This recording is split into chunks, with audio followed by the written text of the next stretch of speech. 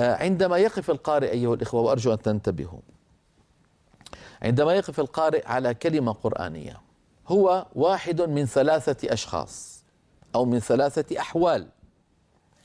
إما وقف اختياريا، وقف على هذه الكلمة حرا مختارا، هذا الاحتمال الأول، هذا يسمى وقف اختياري، وقف اختياري. وإما أن يكون قد وقف لأنه ضاق نفسه أو نسي أو شعر بعطاس أو سعال أو ما شابه، طرأ له طارئ منعه عن إكمال التلاوة، هذا يقف وقف اضطراري. إذن الوقف الأول وقف اختياري وقف عليه القارئ بحريته وتمام اختياره.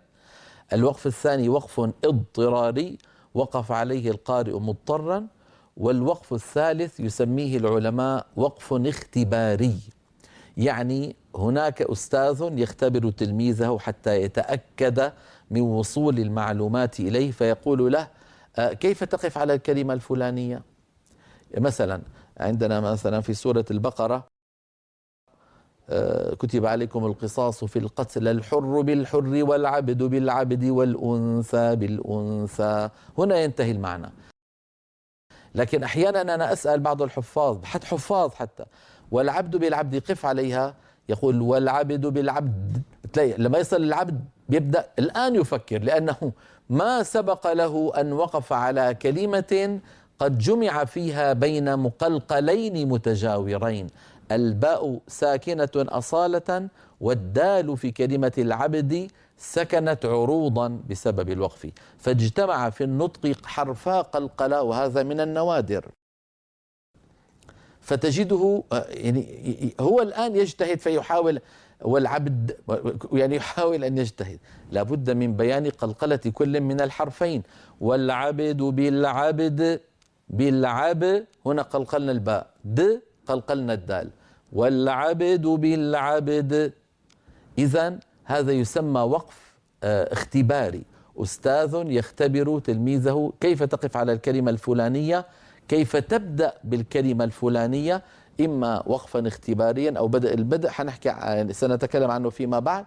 لكن الوقف كما ذكرت لكم عندما يقف القارئ قد يكون مختارا، قد يكون مضطرا، قد يكون مختبرا، هناك أستاذ يختبره.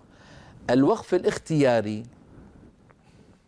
الذي يقف فيه القارئ بحريته واحد من اثنين، إما وقف جائز وإما وقف غير جائز. متصورين؟ الآن سأريكم جدولا يعني مشجرا يوضح لكم، لكن الآن استوعبوا هذا الكلام مني. صار عندي حالات الوقف للقارئ، إما اختياري أو اضطراري أو اختباري. الاختياري الأول عندما يقف القارئ مختارا، وقفه إما أن يكون وقف جائز وإما أن يكون وقف غير جائز. الوقف الجائز قد يكون تاما، سماه ابن الجزري وهي تقسم إذن ثلاثة: تام وكاف وحسن. الوقف الاختياري الجائز قد يكون وقفا تاما، قد يكون وقفا كافيا، قد يكون وقفا حسنا. أما الوقف غير الجائز فهو الوقف القبيح الذي قال عنه إمامنا الجزري رحمه الله في آخر الأبيات: وغير ما تم قبيح. نعم، ما قلته لكم أريكم إياه على هذا الجدول المشجر، فنرى في اللوحة التعليمية التالية أنواع الوقف. النوع الأول كما نرى هو الاختياري، والنوع الثاني كما نرى هو الاضطراري، والنوع الثالث أيضا هو الاختباري. صار عندي أنواع الوقف كما ذكرت: اختياري يقف القارئ باختياره، اضطراري يقف لضيق نفس أو عطاس أو نسيان أو طارئ ما، والثالث اختباري أستاذ يختبر تلميذه فيقول كيف تقف على كذا. الآن سنغض النظر عن الاضطراري والاختباري ونركز على مين؟ على الاختياري الذي على اليمين. انظروا، أيوة، الآن الاختياري قلت لكم منذ قليل إما أن يكون جائزا وقفا جائزا، وإما أن يكون وقفا غير جائز. النوع الأول الاختياري الوقف الجائز، والنوع الثاني ما هو؟ الوقف غير الجائز. الجائز اللي على اليمين هو 3 أنواع: إما أن يكون تاما، وإما أن يكون كاف أو كافيا، وإما أن يكون حسنا. إذا الوقف الجائز إما تام وإما كاف وإما حسن.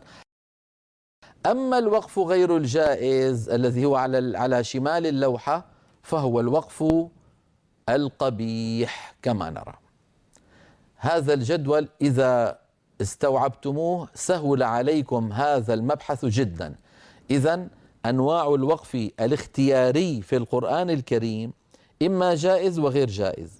والجائز 3 أنواع: وقف تام، وقف كاف، ووقف حسن. وأما الوقف غير الجائز فهو الوقف القبيح.